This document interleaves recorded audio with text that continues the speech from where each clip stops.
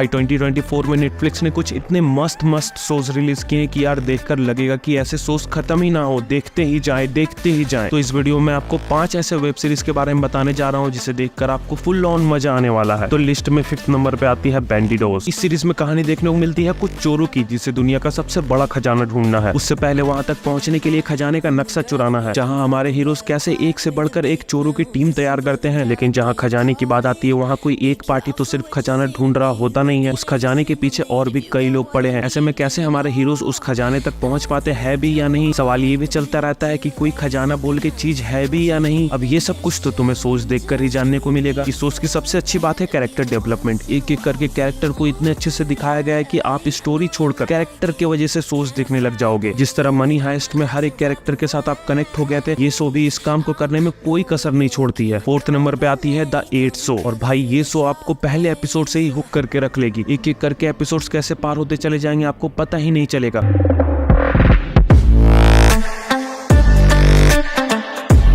Show में कहानी देखने को मिलती है 8 लोगों की जो एक दूसरे से बिल्कुल अनजान होते हैं, एक दूसरे के बारे में उन्हें बिल्कुल भी आइडिया नहीं होता है, लेकिन एक गेम के लिए उन सभी को इनवाइट किया जाता है। गेम का रूल बस इतना सा है कि जितना लंबा टिकोगे उतना ही मोटा रकम जीत कर निकलोगे, क्योंकि हर मिनट प्राइस बढ़ता ही जा रहा है। जैसे जैसे सारे कैरेक्टर्स अपना रूप दिखाने लग जाते हैं, सीरीज उतना ही ब्रूटल होता जाता है। हैवानियत एकदम नेक्स्ट लेवल पर दिखाई गई है। अब इन 8 लोगों के साथ क्या होता है, किस तरीके के गेम होते हैं, ये लोग किस तरीके से रिएक्ट करते हैं, ये सब कुछ आपको शो के अंदर देखना है। नंबर 3 पे आती है बेबी रेनडियर। इस सीरीज में कहानी देखने को मिलती है एक आदमी की जो एक कॉमेडियन बनने के सपने लेकर इस जालिम दुनिया में भटक रहा है, लेकिन कुछ 6 महीने से उसके पीछे एक सन की औरत लगी हुई है।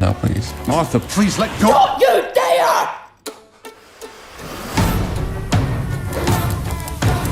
और भाई ये औरत इतनी ज्यादा सन की है कि तुम सोचोगे कि कोई इतना ज्यादा सन की कैसे हो सकता है, इस लेवल तक कोई कैसे गिर सकता है। और सबसे बड़ी बात यह है कि ये सीरीज ट्रू स्टोरी पे बेस्ड है। अब देखना यह है कि कैसे इन सभी के बीच जूझ रहा हमारा हीरो इन सभी चीजों से बाहर निकलता है। सीरीज की सबसे बेस्ट चीज दोनों ही लीड कैरेक्टर्स के परफॉर्मेंस, एक्टिंग की तो दाद देनी पड़ेगी। कमाल की सीरीज है, एक बार जरूर देखना। नंबर 2 पे आती है डेड बॉडी डिटेक्टिव। और भाई ये सीरीज के बारे में क्या ही बोलूं, बिना कुछ सोचे समझे सीधे देख डालो।